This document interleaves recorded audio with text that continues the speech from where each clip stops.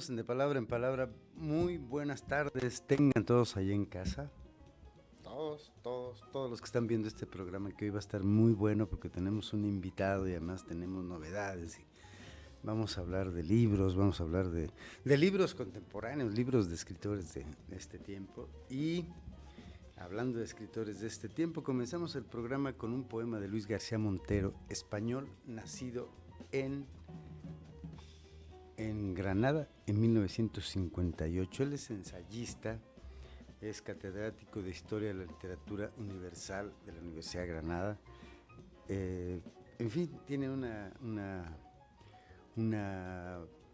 importante cifra de libros publicados de ensayos, pero sobre todo ha sido muy reconocido en la poesía. Como poeta es uno de los poetas.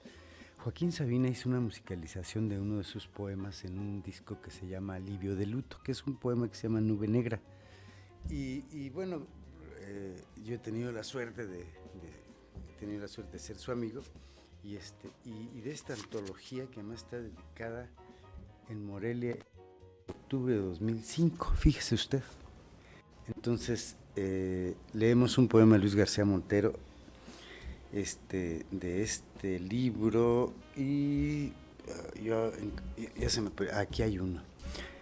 Aquí tengo 3 libros de Luis García Montero, publicado por la colección Visor de Poesía y otro por Tusquets, de una colección muy bonita, ya la ven aquí, que se llama Nuevos Textos Sagrados, la colección de libros, y aquí está La Intimidad de la Serpiente, y esta es una antología de una recopilación de todos sus libros. Y tengo otro libro, bueno, es una plaquetita de un poema que se llama Morelia, publicado por Lunamía Ediciones, nada más y nada menos. Leeremos un fragmento de ese poema. El amor. Las palabras son barcos y se pierden así de boca en boca como de niebla en niebla. Llevan su mercancía por las conversaciones sin encontrar un puerto. La noche que les pese igual que un ancla. Deben acostumbrarse a envejecer y vivir con paciencia de madera usada por las olas, irse descomponiendo, dañarse lentamente hasta que la bodega rutinaria llegue al mar y las hunda. Porque la vida entra en las palabras como el mar en un barco, cubre de tiempo el nombre de las cosas y lleva a la raíz de un adjetivo el cielo de una fecha, el balcón de una casa, la luz de una ciudad reflejada en un río. Por eso, niebla a niebla, cuando el amor invade las palabras, golpea las paredes, marca en ellas los signos de una historia personal y deja en el pasado de los vocabularios sensaciones de frío y de calor, noches que son la noche, mares que son el mar, solitarios paseos con extensión de frase y trenes detenidos y canciones. Si el amor, como todo, es cuestión de palabras, acércame a tu cuerpo. Acercarme a tu cuerpo fue crear un idioma. Ahí está el poema, es un poema déjenme decir, es del libro Habitaciones Separadas. No es cierto, es de Completamente Viernes, de este libro que es de 1998 más o menos. Pero hay un libro que se llama Habitaciones Separadas, ya leeré un poema más adelante. Y es muy curioso porque Luis García Montero se hizo muy famoso con este libro en España. Un día de pronto, reimpresiones y reimpresiones, y les voy a decir por qué. Luis lo platicó. Resulta que un día en TV Española le dijeron a Aznar, al abominable Aznar, le dijeron: Usted lee literatura, sabemos que lee literatura. Sí, pero poetas jóvenes, ¿a quién lee? Y ahí, junto a él, tenía el libro de Habitaciones Separadas de Luis García Montero. Dice, este es mi libro favorito, Habitaciones Separadas de Luis García Montero. Pues eso,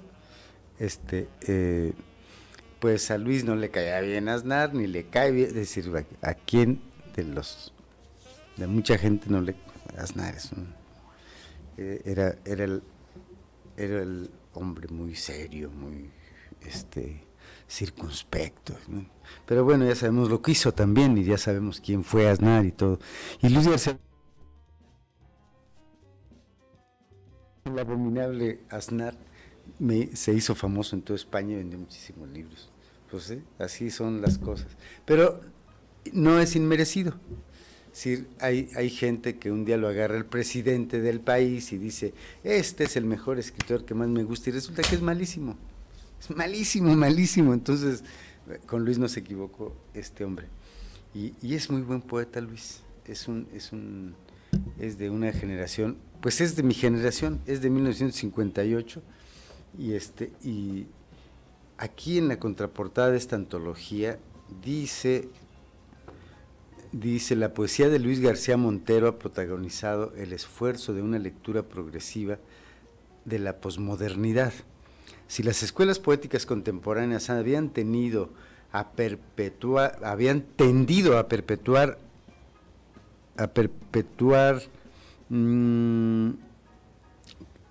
las voces negativas de la modernidad, manteniendo la lectura romántica de la Ilustración, los libros de García Montero han defendido una lectura ilustrada, una lectura ilustrada del romanticismo. Qué curioso, qué curioso,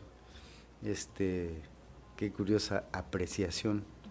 Dice, el pensamiento crítico y la reivindicación de la individualidad no pretenden en su obra deshacer los vínculos sociales, sino afirmar el carácter histórico de la intimidad. Es una poesía que a mí me gusta, y a lo mejor alcanzo a leer otro poema, Paquito. Saludamos a Paco, que siempre muy puntualmente nos ajusta aquí, ¿no? Las razones del viajero se llama esto. Está solo. Para seguir camino se muestra despegado de las cosas. No lleva provisiones. Cuando pasan los días y al final de la tarde piensa en lo sucedido, tan solo le conmueve ese acierto imprevisto del que pudo vivir la propia vida con el seguro azar de su conciencia. Así, naturalmente. Una vez dijo, amor, se poblaron sus labios de ceniza.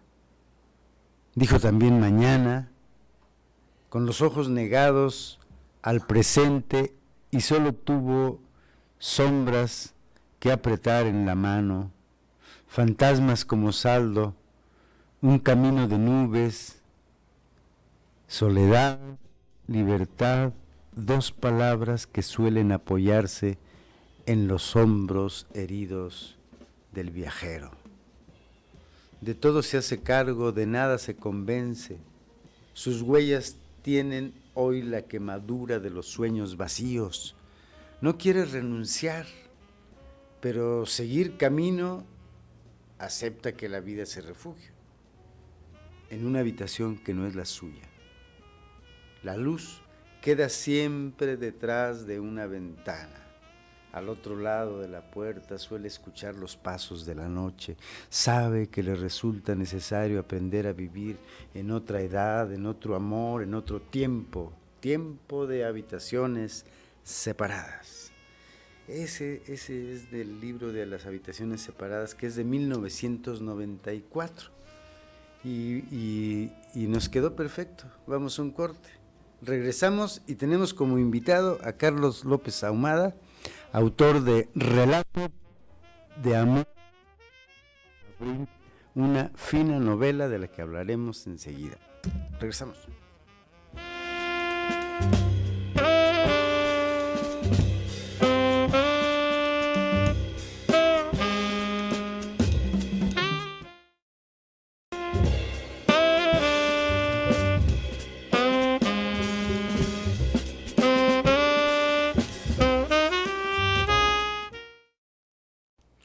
Ya estamos aquí en De Palabra en Palabra y regresamos vamos al segundo bloque y hablemos de una novela que está por aparecer al público mañana, justamente mañana, 11 de agosto, si no me equivoco, si es 11. Sí, Paquito, es 11 mañana, ¿verdad? Bueno, pues está conmigo el autor de Relato de Amor para la señora Abril, una novela que iremos hablando con su autor, que hoy nos acompaña aquí. Carlos, muy buenas tardes, ¿cómo te va? Todo, estábamos nerviosos, ¿no? Buenas tardes, Nestalí. Bien, gracias. Me da mucho gusto tu invitación. Nervioso, emocionado. Sí, ¿no? Siempre que aparece un libro eso pasa. Sí. ¿No? Esta novela, bueno, yo he sido testigo digo, soy su editor, ¿no? Uh-huh. Además, fíjense ustedes, yo me siento muy contento de ser editor de una novela. Siempre me ha gustado ser editor de textos que me gustan. Eso es natural, ¿no? Y cuando descubrí este texto, como descubrí la primera novela de Carlos, hay un salto muy raro, muy interesante, de aquella novela Iseo que salió en 2016. 2016, uh-huh. Que fue justamente el año en que comenzó mi editorial, Luna Mía Ediciones. Empezó más o menos con ese grupo de textos, el de un poeta de Iván Blatný, un poeta checo, un libro de poesía mío, tu novela, y después ha habido otros libros, pero ahora se renueva la editorial y empieza con dos libros, uno periodístico de literatura testimonial y esta novela que se me hace muy fresca. ¿Tardó mucho en escribirse, Carlos? Sí, seguro. Sí. Hay partes nuevas, pero también hay partes que escribí hace antes de la 8 pandemia. años. Sí. Y también hay partes que son ya después o en el mismo momento que la pandemia. Uh-huh. ¿Por qué escribir una historia de amor? No precisamente una historia de amor, es una historia de amor un poco demencial, ¿no? Demencial. Un poco, ¿cómo te digo? Sobresaltada. Desaforada. Sí. Pero además va a la par con un tiempo muy interesante. Con tiempos difíciles, tiempos de guerra. Violentos. Sí, claro, la violencia. Y como que, digo yo que ya la leí, tengo la suerte, les presumo, tengo la suerte de haber leído la novela, de haber estado en la revisión, ¿no? Y haberme emocionado antes de que salga el libro a la luz. Pero es una novela de un tipo que a la par está luchando por el amor. Está luchando por el amor, pero también hay algo de desapego a las cosas. Es muy solitario, Alfonso, ¿no? Es muy solitario, pero además le emocionan cosas bellas, sencillas. Hay cosas de las que se preocupa como todas las personas que somos de a pie, terrenales, con cosas ordinarias, pero el encuentro con el amor es, incluso un capítulo, me acuerdo que cuando descubre el amor, ¿no? Hay un momento en que lo descubre. Estoy hablando, no quiero platicarles la novela, pero que además me gusta hacerlo, ¿no? Me gusta platicar las historias que leo, por aquellos que nunca las van a leer, o por aquellos que las van a leer y las encuentran diferentes. Entonces, me gustaría preguntarle a Carlos, ¿qué diferencia hay? Yo conozco también Iseo, y fui testigo y su editor y todo, ¿no? Hay diferencias, pero hay mucho parecido en algunas cosas. Hay diferencia, aquel era un hombre que vagaba, ¿no? El de Iseo. Sí, así es, por una ciudad. Sí. Que se llama Iseo. Que pudiera ser Madrid, que pudiera ser París, que pudiera ser la Ciudad de México, Morelia, ¿no? Un collage de varios, Sí. ¿no? Y esta no. No, esta es Morelia. Morelia, sí. Qué interesante que... ¿Todos saben Morelia, Guerrero o la Ciudad de México Claro, en general? sí. Ah, sí, porque viaja, Pudiera ¿no? ser Veracruz, ¿no? Sí. También pueblo de orquídeas por ahí. Ajá. ¿Sí? Es muy interesante, a mí me emociona mucho estas novelas, que además es una novela bien corta, ¿no? Sí, muy sea, pequeña. Creo que se puede leer en 20 minutos. ¿No? Sí, habría que ver cómo ya tu generación está escribiendo de manera muy sintética, ¿no? Muy reducida, Uh-huh. pero ahí está el gran reto, reducida pero diciendo mucho, ¿no? Yo más o menos pienso que tu novela por ahí va, ¿sí? que dice mucho. Ahora, ¿por qué seguir escribiendo en este tiempo, Carlos?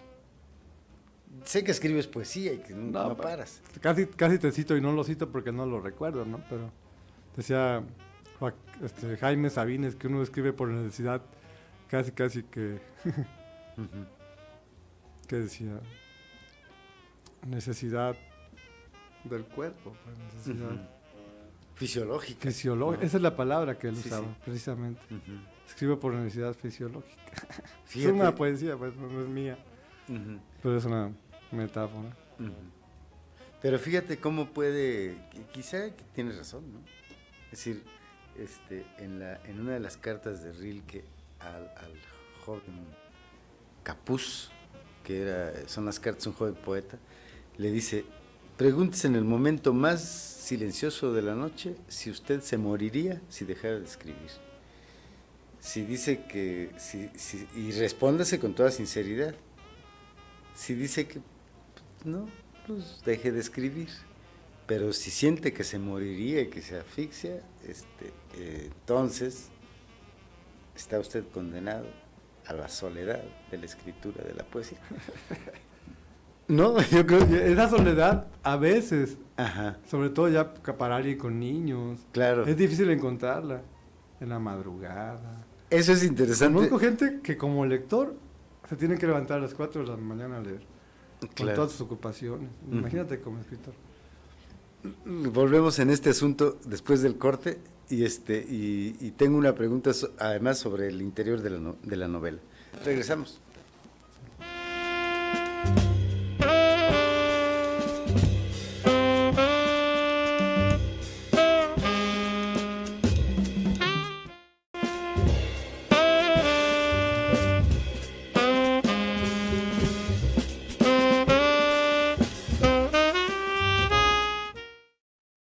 Tengo una pregunta, iniciando ya el tercer bloque, qué barbaridad, se nos va el tiempo rapidísimo, pero a ver, Carlos, ese personaje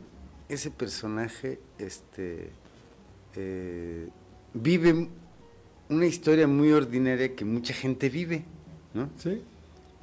¿Dónde está,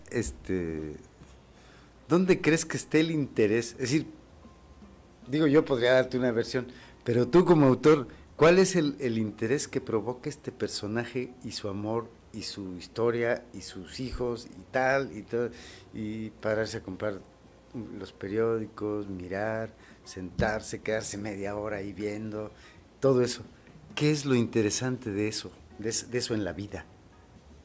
Pensando en la novela, ¿qué es lo que vale la pena de eso? De esa vida de que lleva Alfonso, ¿no? Creo que las imágenes, Uh-huh. o sea, en la novela, en la vida de Alfonso, pues el placer que encuentra en sus colecciones, ya sea de libros, de flores. Porque le gustan las orquídeas, ¿no? Sí, así es. ¿Hay algo de autobiográfico en la novela, Carlos? Claro, claro. Uno nunca ni siquiera recuerda las cosas como pasaron, menos les va a contar cómo pasaron. Pero algo bastante de autobiográfico. Uh-huh. Sí. Siempre hay que le prestemos a los personajes, ¿no? Sí, pues. O sea, por ejemplo, a ti te gustan las orquídeas en la realidad Sí, y hay orquídeas en la historia, ¿no? claro, claro. Es decir, no, creo que Los personajes no pueden venir de otra mente, o sea, es como decía Flaubert, Madame Bovary soy yo. Por mucho que era un personaje mujer, sabe Flaubert que sacó mucho de él para hacer Madame Bovary. Siempre hay cosas que tenemos que darle a los personajes, ¿no? Sí. Entonces, a mí me sorprende, Carlos, cómo uno puede, cómo uno tiene tantas cosas que darle a los personajes en función de sus deseos, por ejemplo. Sí. De los gustos, los deseos. Ajá. Decía Bakhtin, tan olvidado, el panorama ideológico. Ándale. Ahora ando citando a mucha gente, ¿no? Bakhtin. Ese es un escritor extraño, ¿no? ¿Tú lo lees? No sé si estuvo vetado muchos años, porque, o no sé, simplemente dejó de ser negocio para las editoriales, pero difícil encontrar un libro de Bakhtin en español. ¿Cómo se llama? La hoguera... No, Bakhtin es un semiólogo, no sé, lingüista, no sé, porque todo en ese tiempo igual ni siquiera existía la semiótica como tal. Escribió un libro, o no, más bien un artículo que se llama Estética de la creación verbal en español. Bueno, no lo escribió, así lo editó el Foro de Cultura Económica, pero escribió un texto que decía Art and Answerability. Y yo siento, por mi traducción mental, que eso quiere decir que se ha olvidado que el artista tome responsabilidad de lo que está diciendo, que denuncie, o sea, que algo, que no nada más sea intimista, porque esta novela es intimista, pero también tiene sus tintes, pues, sociohistóricos, o como su ambientación, que trata de decir mucho. Recuerdo un capítulo de tu novela ahorita que dices eso, ¿no? Es decir, dice, va narrando cosas así y de pronto dice, pero la guerra seguía. La guerra sigue. La guerra sigue, ¿no? No sigue. Y te refieres exactamente, específicamente, a la guerra que se fabricó en 2006, ¿no? Y creo que ahorita sigue y parece mediática y parecen los mismos, porque de repente, a mí me acuerdo de que en aquellos años todas las llamadas, no sé, no salgan, hay quién sabe qué, y hace 2 o 3 meses o menos, también están con eso, ¿no? Resguárdense, que hubo no sé qué, no sé si te ha tocado. Sí, cómo no, pero hace poquito, pues, ¿sí? como si estuviera regresando, ¿no? Sí. Ahora que están en campaña.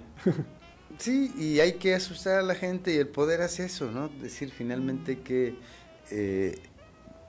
mediatizarlos y todo eso, pero me gusta mucho la manera en que hoy te recuerdo una novela de la que hablé hace poco aquí en el programa que se llama La historia del señor Sommer, que hace una crítica importantísima a la Segunda Guerra Mundial, es decir, con el personaje. Se hace una crítica de los restos que deja la guerra en un hombre que camina y que no habla con nadie, y que dice muy introvertido y que camina y camina y camina y camina y camina y nunca habla con nadie y trae una mochila y un palo, caminando ahí como un bastón, ¿no? Eso es lo que dejó la guerra, pero lo dice en 2 líneas, nada más. Y después decimos, claro, ese es el residuo de la guerra. En tu novela pasa algo parecido. El bombazo del 15 de septiembre en Morelia. Pero además no solo eso. También recuerdo una vez yo vivía a unas 2 cuadras de la mega comercial, que en ese tiempo se llamaba, y también hicieron unas amenazas de bomba y se aparecieron militares, y no sé si hubo. También yo me acuerdo de mi mamá, salgan de ahí, que no. Sí, sí. Es como sales de tu casa. Claro. O sea. Y bueno, y sucede, eso fue muy pues muy sonado, muy visto, muy... Sí, te digo, eran tiempos marcados por esas. Ajá.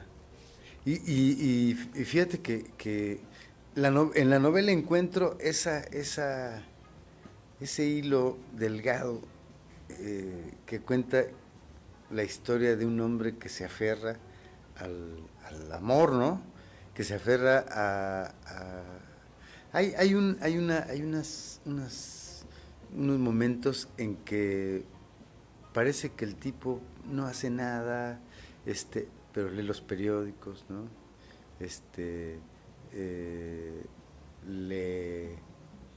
Le emociona o le transmite algo la luna, por ejemplo, ¿no? El mirar por la ventana, o estar ahí fumando, bebiendo, es decir, es un personaje muy de este tiempo, ¿no?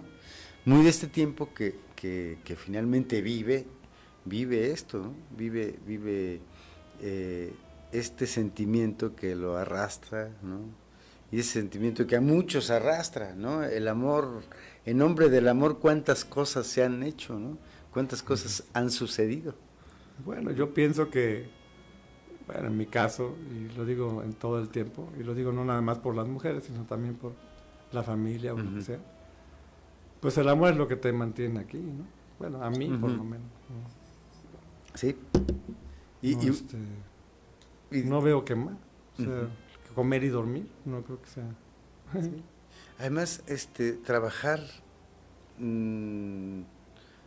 hacer cosas para los demás también se ha vuelto una pose, ¿no? Es decir, toda la gente ahora dice en el Facebook, bueno, decía Bauman, la mejor manera para mentir está el mejor sitio para mentir es el Facebook, ¿no? O las redes sociales ahora, ¿no? Pero es muy interesante cómo todo mundo se arrejola a una manera de pensar, ¿no? Y entonces, si alguien dice lo contrario, yo hago todo por los demás, amo al otro, a ver, ¿no? Y no es cierto, en la realidad no es cierto. No, entonces, eso dicen, pero... entonces ese hedonismo que vive tu personaje me parece también muy de este tiempo, muy de este tiempo, pero ahí hay un narrador que lo va aderezando de una manera muy fina, ¿no? Y me gusta mucho además como la historia va al revés, ¿no? Se cuenta de atrás. Ah, sí, finales ¿no? al principio, ¿no? Eso es un acierto de la novela, ¿no? Eso me gusta, ¿no? Y no crean que yo estoy elogiando a Carlos porque somos amigos de hace mucho tiempo.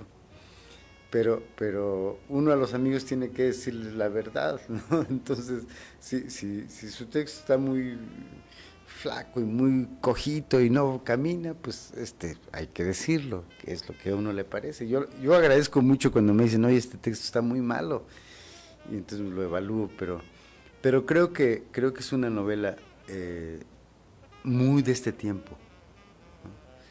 Quizá esta es la nueva literatura. Frases cortas como balazos, ¿no? Capítulos pequeños, descriptivos, poéticos.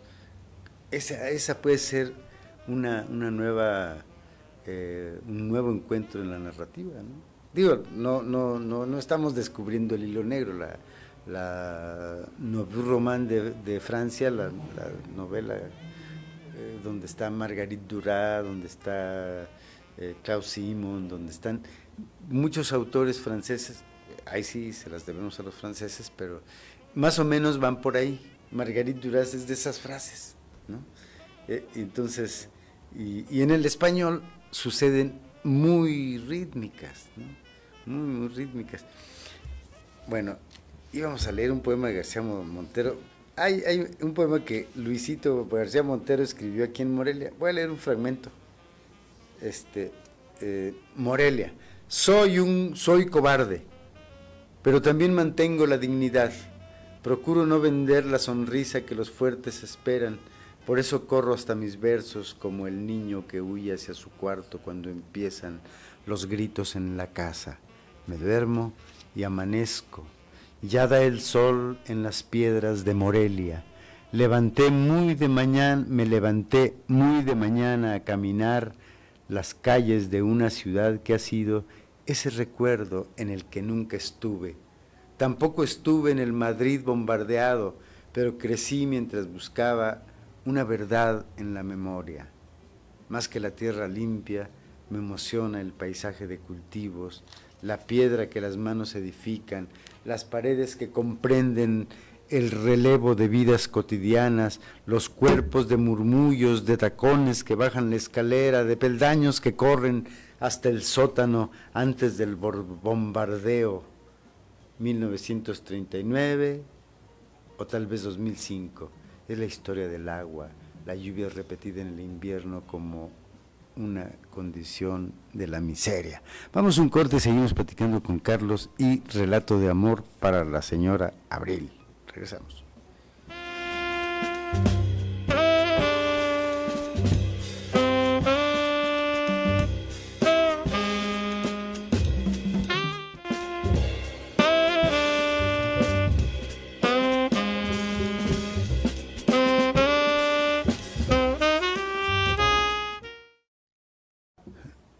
Regresamos para seguir platicando con Carlos López Ahumada, autor del Relato de amor para la señora Abril.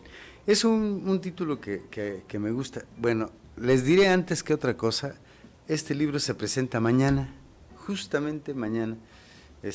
Carlos todavía no lo conoce. Todavía no estará mañana, pero durante la mañana en la entrega del tiraje y en la tarde noche estaremos presentando el libro. Lo va a comentar Silvia Tapia, una chava muy lista, una crítica importante, una observadora de la literatura, que ya conoció Iseo, ¿te acuerdas, Carlos? Sí. Silvia Tapia, que estaba invitada al programa, pero me avisó que estaba fuera de la ciudad y no alcanzaba a llegar, pero bueno, y la va a presentar Alba Nungaray. Alba es una chava recién, bueno, ya tiene tiempo que egresó estudió letras, no sé si habrá hecho estudios más adelante, no sé si tendrá maestría, no sé, pero actualmente es la jefa del Departamento de Literatura de la Secretaría de Cultura. Y bueno, también la invité, pero pues es funcionaria, entonces ya sabes cómo está todo esto, cómo es la burocracia, ¿no? Cómo son los trabajos de esta naturaleza. Se presenta mañana en Lunamiento a las 7:30 de la noche. Pues habrá cafecito, galletas ahí, y mezcal, chelas. Va a estar interesante la presentación. Entonces, lo comentan, como decía, Silvia Tapia y Alba Nungaray. Relato de amor para la señora Abril, de Carlos López Ahumada. Una pregunta para Carlos más, antes de que se nos acabe el tiempo aquí en el último bloque. Fíjate que a mí me gustaría saber, bueno, no has publicado poesía realmente, es decir, ¿No? Poemitas sueltos, ¿no? Por ahí. Bueno, en revistas. Sí. Pero un libro de poesía, digo, también conozco tu poesía y ¿por qué no publicar poesía? ¿Por qué no has querido publicar poesía? No soy muy... mi personalidad me hace que me cueste mucho trabajo andar mandando en formatos específicos que piden las editoriales, andar dando vueltas y picando piedra, pues me cuesta mucho trabajo. Sí. Te entiendo perfectamente, ¿no? Sí, andar buscando y todo. Un concurso y tiene que ser y luego los premios. Yo ni entiendo, ¿no? 300 DPI, no sé ni de qué hablen, ¿no? O sea, pues la verdad es que vas como por el poema corto, ¿no? Sí, a mí me gusta hacer haikus medidos. Hay un trabajo que te vi hacer, el hecho de, por ejemplo, he visto unos cuadros, sí. Pintas también, y de pronto he visto como unas cosas con una flor y unas palabras, pequeños haikus ahí. Sí, ¿Por qué te gusta hacer eso? Pues es la misma idea que la novela tan corta de, como tú dices, que pequeños, creo que dijiste flechazos, ¿no? Sí. La imagen, que te voy a citar, Nerval, es la imagen lo que yo persigo. Sí. Creo que esa influencia oriental, el hecho de haber practicado haikus, la lectura de Murasaki Shikibu, me hicieron mejorar mucho la prosa, corta, muy poética. Y me gusta porque hubo un tiempo que quería editar un libro o publicar un libro de poesía que se llamara Poemas casi a la manera china. ¿No? No sé, eso no me acuerdo bien, pero creo que en Consejos para el Nuevo Milenio Calvino hablaba de la economía del lenguaje. Sí, y creo que los jóvenes necesitan rapidez, no tienen tiempo de andar. Es la generación creo que más ha leído en la historia, pero leen cosas cortas. Sí. Creo que si tienes que pensar en el lector, tienes que pensar en hacer cosas cortas. Entonces esos poemas tan chiquitos, con una foto que fácilmente se pueden instalar en Facebook, Instagram, sin necesidad de estar viendo cómo más los publicas, ¿no? Ya en Facebook o en Instagram puedes hacer los correspondientes compras de... Y puedes expresarte ahí, ¿no? Puedes poner los poemas, puedes publicar ahí, la gente puede leer y acercarse de esa manera. Como promociones para que los vean. Pero siempre yo he pensado, bueno, yo le apuesto al libro, ¿no? Que a mí me... Bueno, sí, pero... A mí me gusta. A mí el punto acá también no es el Facebook y el Instagram, es el cuadro como tal, ¿no? O la foto que se puede transformar en una especie de cuadro con las nuevas técnicas de impresión en lona, ya sabes. Así que hiciste unas impresiones, sí. Claro, sí, como claro. Piezas de arte, ¿no? Sí, claro. Además esas fotos se pueden utilizar para pintarlas encima, para ponerles palabras. Y si se quisiera hacer de manera muy seria, claro, muy bien hecho, con sello, ¿sabes? Haikus con sello. Fíjate qué interesante. Todas estas exploraciones que haces a mí me parecen pues valiosas para el ejercicio del arte. El arte no termina en escribir con la mano un poema, quizá también cojas un teléfono y empieces a escribir un verso, ¿no? Y luego lo mandes a la computadora, trabajes con él y luego lo hagas a mano en un bastidor de lona, de un bastidor de, claro, no sé, 40 por 30, y con pincel escribiría el poema, ponerle una flor pegada, en fin, todo eso que has hecho tú, muchas y que me parece que la exploración da mucha fuerza, ¿no? Sí, da mucha fuerza.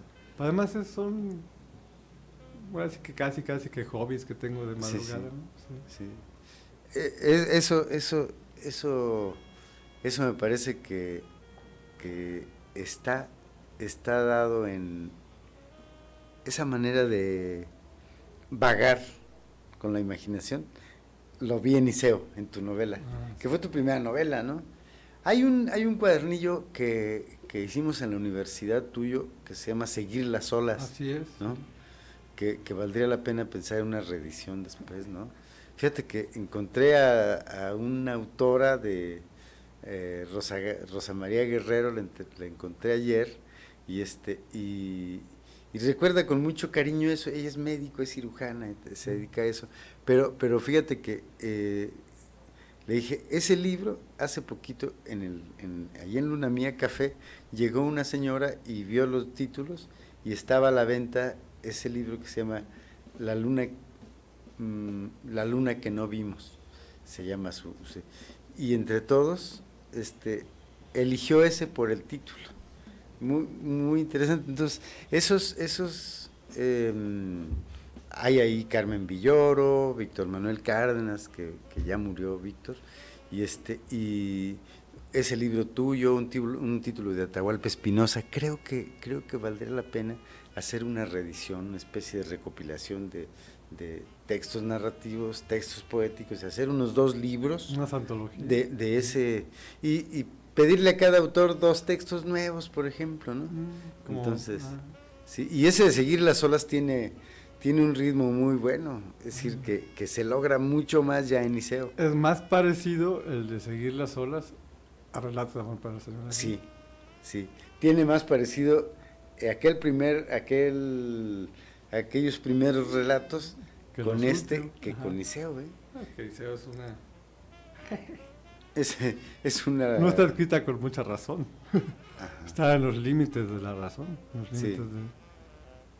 Sí, sí, sí. Y además va como el pensamiento, cómo abunda en lo que está pensando, en lo que deja de pensar, no duerme, es decir, No duerme. Su gran preocupación de Silvestre es que lleva una semana sin dormir y qué le va a pasar, ¿no? O sea, sí. Eso es una novela tensa, ¿no? Tensa. Me imagino que muy difícil lectura. Sí, para lectores muy especiales, ¿no? Sí. Entonces, yo creo que bien vale la pena darle una revisada a aquellos cuadernos y hacer una edición, ¿no? Ahorita que estaba recordando, que es una generación. Sí. Es una generación que ahora tiene, ¿qué? ¿40 años? Pues yo soy más grande, ellos son más jóvenes que yo. Atahualpa, Yo sí tengo 46. Atahualpa Espinosa. Ellos son más jóvenes. Sí. Rosa María Guerrero, ¿quién más? Marta Estrada, ¿no? Había personas más grandes. Como Yolanda Domínguez, ¿no? Laura Calderón. Ajá. Sí, que tiene un libro en Tierra Adentro también. Ajá. En fin, creo que hay una generación de escritores que entre el desánimo y las necesidades de trabajar en otra cosa han dejado el oficio como en segundo plano, ¿no? Es decir, no sé, estudiar, prepararse ha sido como una sed que ha tenido esta generación, ¿no? Mi generación o la que le sigue de la mía, una necesidad de ir a la escuela, de titularse. De preparar, de ser doctores. No, deja tú, ¿quién se quería titular en artes visuales? Claro. Y además, ¿de qué te sirve?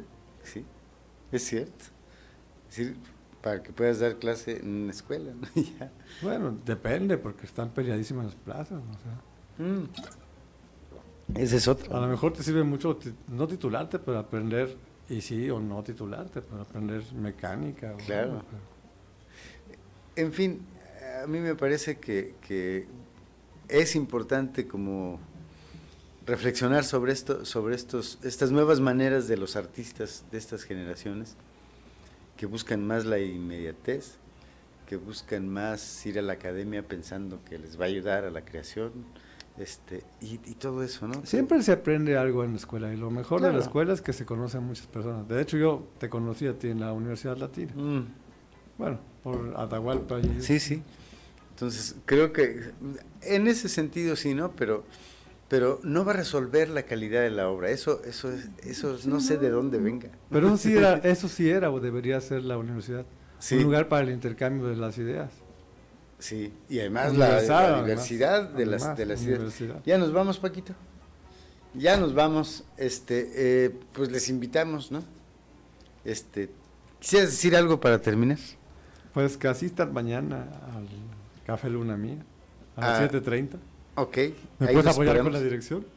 Es Alonso de Cáceres, 58-B, Colonia 5 de Mayo, a media cuadra de Tatabasco, 2 cuadras antes de llegar a la gasolinera de Poza Rica, allá abajito de San Diego.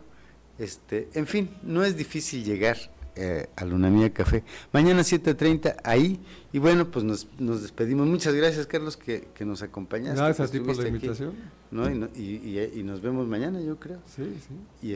Y leo un poema pequeñito de Luis García Montero para despedirme.